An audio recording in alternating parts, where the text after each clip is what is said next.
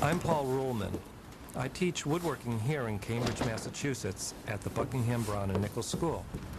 Lately, the students and I have been exploring rustic furniture as a low-tech and inexpensive way to learn the basic principles of woodworking. The words rustic furniture can mean many things, as different as this willow set from North Carolina or this traditional Adirondack-style garden bench. Our take on rustic ranges from things as contemporary looking as this glass-top coffee table with stretchers made from milled lumber to a mirror frame made from saplings influenced by Chinese design to this traditional ladder-back armchair with a shaker-style woven seat that would look right at home on almost any front porch. I've inlaid curly maple dots into the walnut crust rail. The rest of the chair is made of red maple saplings, and this is very much like a chair I want to show you now how to build. Usually when I start a rustic chair, I don't begin at the lumber yard, but I do try to be sensitive to the ecology of the area where I'm going to harvest my wood. Invasive trees like red maple, which grow all over the eastern United States, or European buckthorn, won't be missed by the forest, and they make good raw material. For furniture, I usually work with saplings 3/4 to 2 inches in diameter. A sharp pocket saw and some clippers to remove the twigs are all I need. If you cut in the late spring, it's very easy to peel a sapling. If you want to keep the bark on and tight, cut any time from late summer to just before spring thaw. You can also call around to local parks, road crews, and tree services. Most of these people will be happy for you to take away all the saplings that you can use. Here's a fun part, reading the sticks for forms that will work well in a piece of furniture. I've sketched out the shape of my chair to scale in side view, front and rear views, and in plan. Here's the arm, the seat rails, and the stretchers. Sometimes I say rails to mean both the rails and stretchers interchangeably. I dimension the heights at the center line of each joint. As a furniture maker, your ideas are always influenced by your earlier experiments. But if you're just starting out, here are some guidelines for dimensions. Generally, the seat height is 17 to 18 inches in the front and 16 to 17 inches in the back. The armrests are usually about 6 inches above that. The width of the front of the seat is about 20 inches, and the width in the back is about 17. The distance from the front to the back is approximately 18 inches. Of course, with a chair made of sticks, your sketches are only a simple way of describing the twisty reality of your material. The real look and feel of your chair will depend on how you pick from among the colors, curves, and physical quirks of your sticks. I'd like to find sticks for the rear posts that have a curve that will comfortably fit the natural curve of a person's back. But you can use steam to force this curve into the posts, and I'll show you how to do that in a minute. Scars, twists, or other apparent defects can be seen as character assets as long as the physical strength of the wood isn't compromised. I like to have some wavy and unusual shaped stretchers for the front and side of the chair. The seat rails need to be straighter since you're going to weave the seat around them. I label these sticks with the uses I've got in mind for them and the rough lengths that I'll cut them to. For chairs, I like to have the posts about 1 1/4 to 1 1/2 inches in diameter.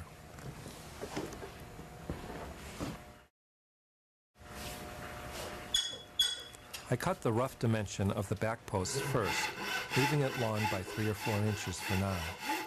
I like to cut my sticks with a Japanese dozuki saw, but any fine-tooth handsaw will work fine.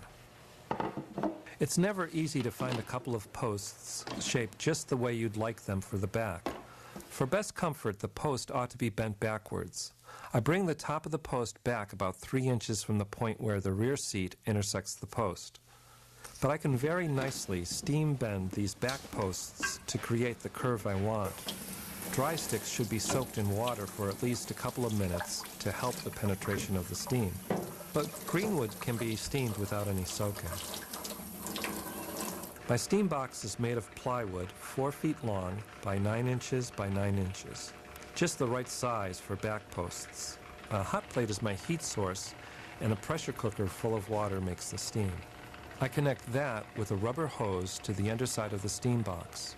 It only takes a few minutes for the inside of the box to reach 212 degrees. A good rule for steaming is 1 hour to the inch. So with 1.5-inch posts, I'll steam for 1.5 hours. And I'll steam them one at a time because I can only bend one at a time. When the post comes out, it will stay pliable enough to clamp into its bending mold for only a couple of minutes. There's not a second to waste here, so everything's all set up in advance. I use pine blocks as pads for the clamps so they won't dent the wood. I clamp from the center outwards. The post stays clamped overnight. 2 or 3 days are even better if you can wait. There'll be less than 1 inch of springback when I unclamp the posts, but I've shaped the mold to account for that. When I'm making an armchair, I look for front posts that splay outward at the top. This allows me to separate the armrests more at the front of the chair, and it also gives a real grace note of form. The joinery begins with the drilling of the mortises. I'll clamp each stick horizontally and check it for level. I've marked off the mortise depth on my bit with masking tape so that I won't drill through to the other side. I like to use a magnetic inclinometer to set the drill perpendicular to the stick, but you can also learn to judge this right angle closely enough by eye. For my chairs, I like to use 5/8-inch diameter mortises and tenons. Once I've drilled the first mortise, I use 5/8-inch dowels as sighting aids to keep the next mortises in the same plane. I just sight past the drill bit to keep it parallel with the dowel. The dowels will also help me to perform the trick of measuring the variation I'll need in the length of the stretchers.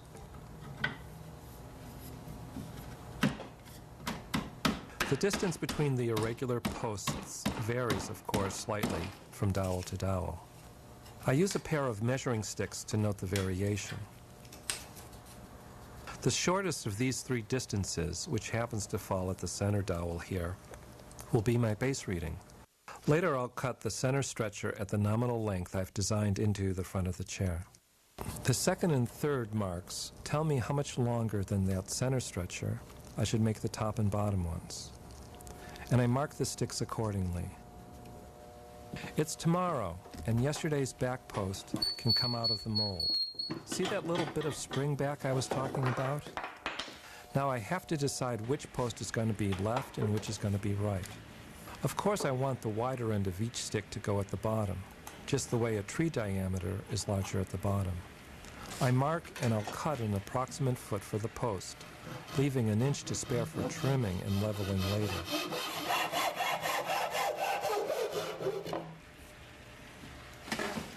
The left-right decision is usually a gut feeling of what looks best. If I've chosen sticks with a natural outward curve at the bottom, I can use that to give me a wider and more stable base.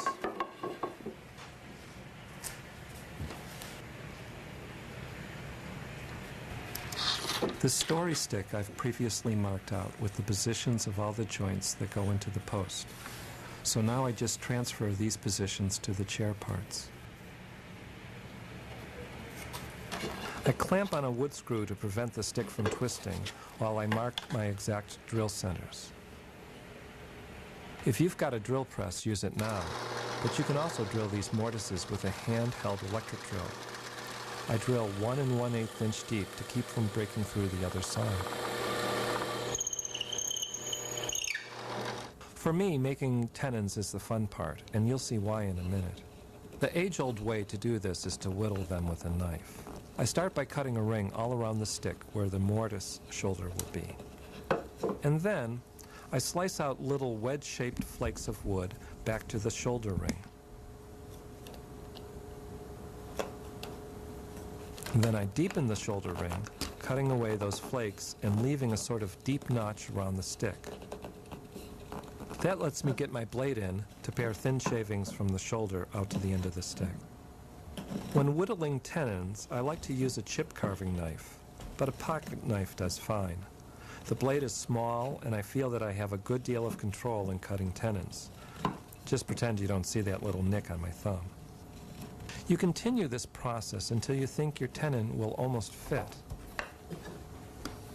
Test it on a scrap of wood. When you twist the tenon into the test mortise, shiny spots will appear on the tenon where more wood needs to come off. Continue paring until you have a tight fit. Now, whittling tenons is very relaxing if you have the time, but for speed and accuracy, I really love the tenons I can make with this tenon cutter that works on the end of a hand drill. Of course, another reason I love it is that I invented it, so let me demonstrate. Clamp your stick in a vise. Tighten the chuck on a drill with a fairly substantial torque and variable speed. Lean into the wood. Switch the drill on at a moderate speed, say 500 to 700 RPM, and hold the drill as steady as you can.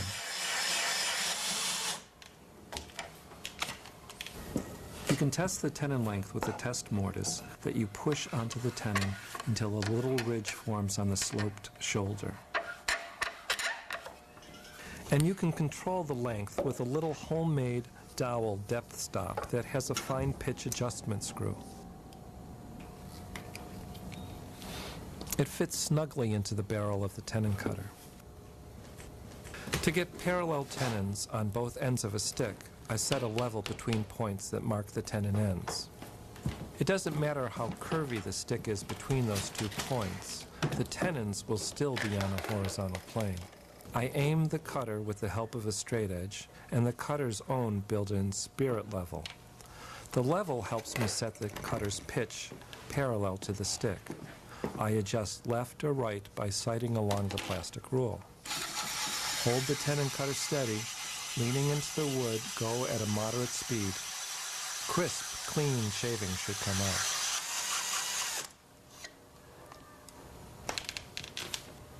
Work your way through all the front and rear stretchers. I always leave my sticks longer than they need to be until I cut my first tenon, so that if I miscut it, I'll still have enough wood left over to cut it off and try again. If I'm tenoning green wood, I can adjust the cutter to a few thousandths of an inch oversize. By the time I join the parts in a few days, the tenon will have shrunk to fit.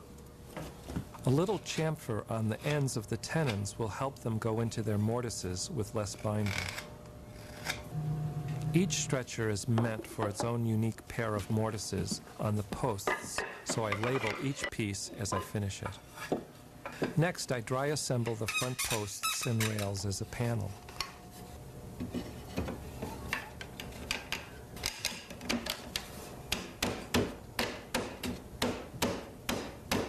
The gnarliest part of the stretcher should be twisted out of the way. Don't forget the pad if you tap the frame together with a mallet.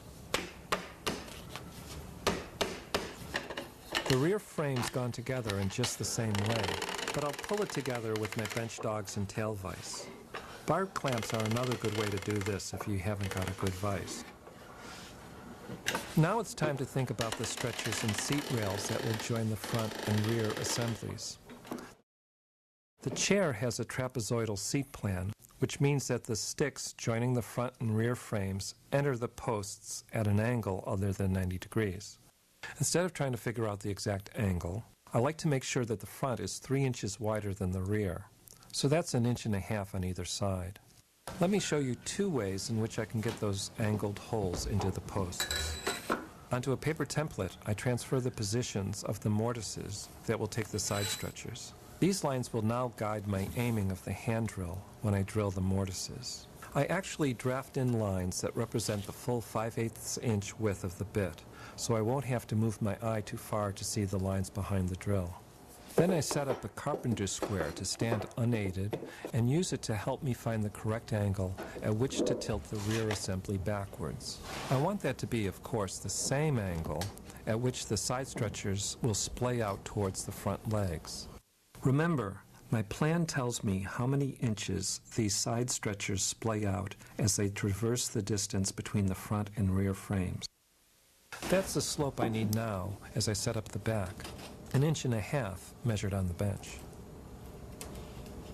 I prop up the middle of this rear post where it arches above the workbench, and then clamp the whole assembly down with the help of these leather-lined blocks that fit the circular section of the post.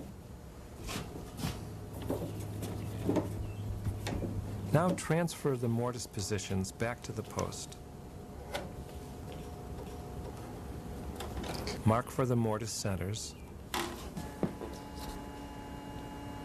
Level up and drill to the depth I've marked with blue tape. If you plan to do much of this kind of work, you might want to build a dedicated clamping jig ruled with a grid of parallel lines. This time with the front panel, I tilt forward away from the square 1.5 inches over the height of 18 inches. When all the mortises are drilled, I connect the front and rear assemblies using 5/8 inch test dowels. Once again, I'll use the pair of measuring sticks to find the actual length variations due to the irregularities in the actual posts. I measure on one side first, then the other, because with the trapezoidal plan, the chair can't be completely assembled without stretchers of the correct length. I measure, cut, and tenon these side stretchers just as I did the front and rear ones. I'll assemble the frame without glue to make sure it goes together as planned. If there's any need for an adjustment, I want to know about it now. There are few events more frantic than trying to change and reassemble a chair while the glue's drying. I twist the rails to avoid knots where knees or other body parts will rest, and to present the most attractive surface to the viewer. With the chair frame assembled, I can cut the tenons on the front posts that will connect with the armrests. I eyeball the angle of these tenons. The front posts splay out, but I try to cut the tenons dead-on vertical. The armrests are walnut, rescued from firewood, and resawn into boards. I bandsaw an oversized tenon parallel to the edge of the armrest board. I level the board, then I cut the tenon in the usual way. As you can see, the tenon cutter can cut square stock as well as round. I insert this tenon into the back post and mark where the front post meets the armrest. This is where the mortise for the armrest should go. I drill the 5/8 inch mortise, try the fit,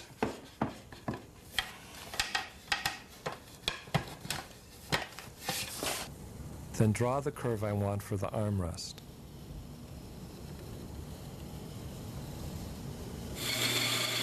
Then I cut it out on the bandsaw, shape it with files, and smooth it with sandpaper. Now that all the joinery is complete, I disassemble the chair. I mark each individual piece where the markings won't show after glue up. I then do any final shaping and sanding.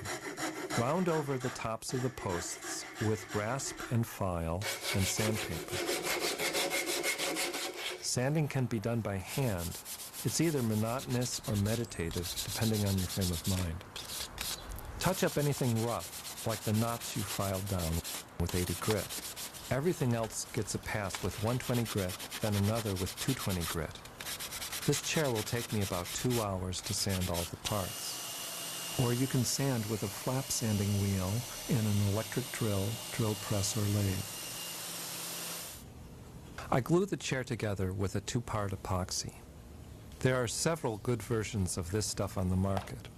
The working time is about a half hour, although you can prolong it slightly by cooling the mixed epoxy in an ice water bath. But your parts should be all clearly marked and laid out so that you're not looking for things while the glue is setting up. The glue goes into the mortises, not onto the tenons, to keep things neat.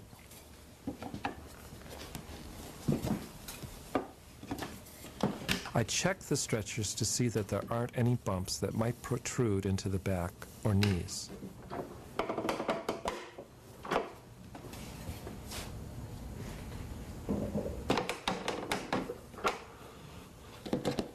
This long rubber band is surgical tubing, and I use it to clamp the frame until the glue sets. Commercial band clamps are another way to do this.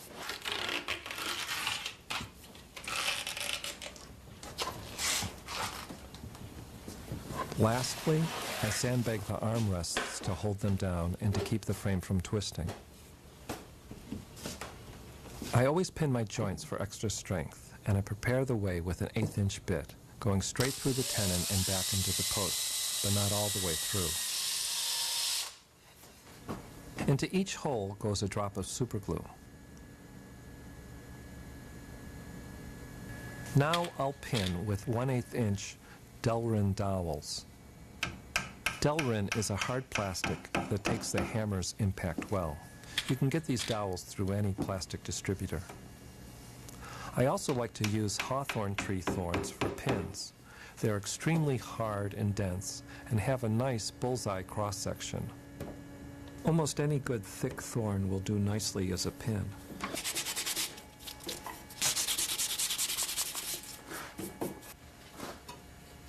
I trim the armrest tenon flush with a flush cutting saw and then pare with a chisel.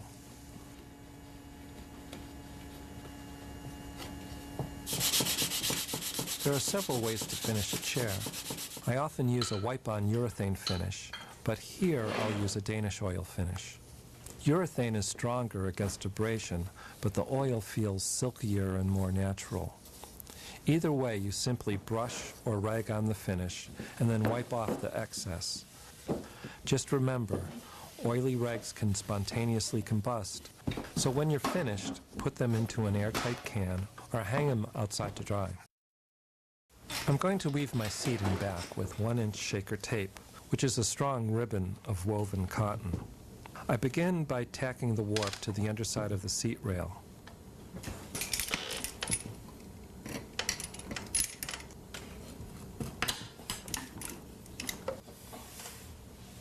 The warp is wrapped continuously around the front and rear rails until the back rail is full and can take no more tape.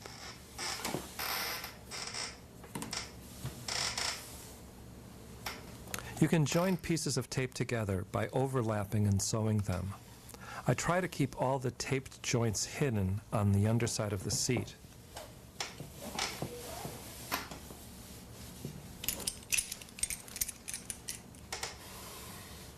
The tension should be firm but not tight. Tack the end of the warp to the side seat rail.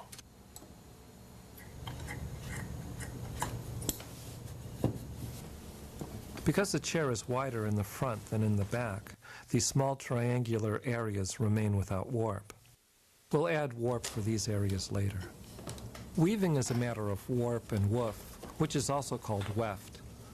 The green warp strand is now in place, except for those little triangles on the side. And I start the woof strand by tacking it to the underside of the rear seat rail. Just push aside one of the center rows of warp and squeeze in the tack. Begin the weave by going over the first row of warp, under the second row of warp, and over the third row, etc., until you reach the side rail. Pull out the long strand,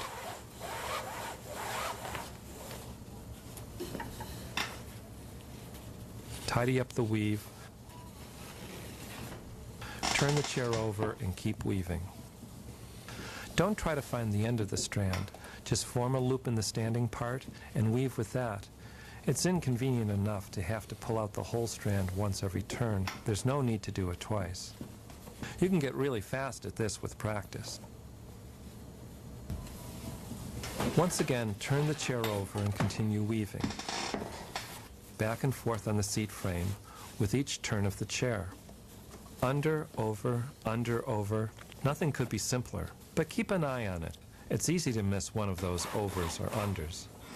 It's also easy to make the mistake that I just made, forgetting to insert the foam rubber pad before you start the woof. But I can still work it in. The pad is high-density urethane foam, measured and cut to fit just inside of the posts. It helps cushion the seat, and it also distributes the load to the bottom layer of the weave.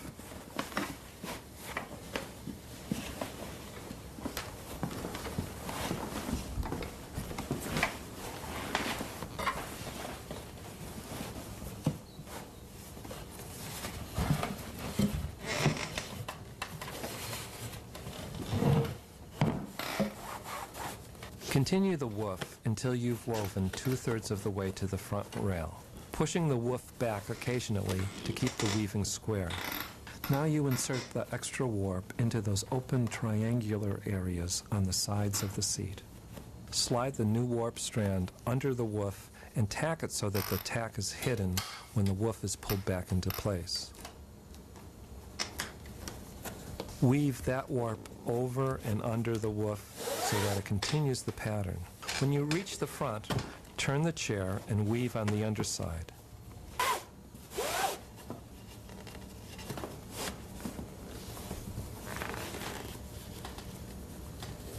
Tack this first strand of new warp at the rear rail under the first turn of the original warp. Attach the next strand of warp to the side rail further towards the front of the chair. There's not much weaving to do with this strand because the front woof strands are not yet in place. I just bring it around the front rail and tack it on the bottom of the side rail. Then there'll be 2 additional rows of warp. All that's just on one side of the chair. Do the same on the other. Now we can finish weaving the woof.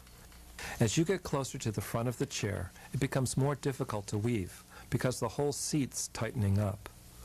A butter knife helps me push the woof over and under the warp. You can also use a hemostat, which is a little surgical clamp, to pull the woof through. Tighten up the woof by tugging out any of the slack and working it all the way out to the end.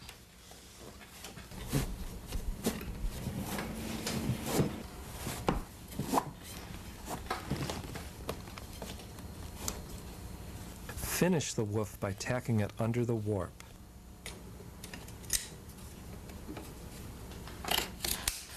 The seat should now be tight and comfortable.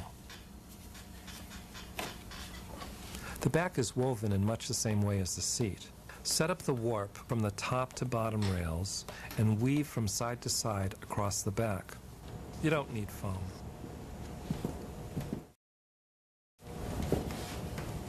Now I ask myself, how do I like the seat height and the angle of the chair? This is a completely personal comfort decision, and it depends somewhat on your use for the chair. After placing a 3/4 inch piece of plywood under the front posts, I find that I like this seat angle better. Remember, I added an extra inch to the length of the posts, so I have some room to play around with this height. I marked my cut lines by placing the chair on a flat and level surface. And prop up the front legs with 3/4 inch spacers. I make sure that the armrests are on a horizontal plane.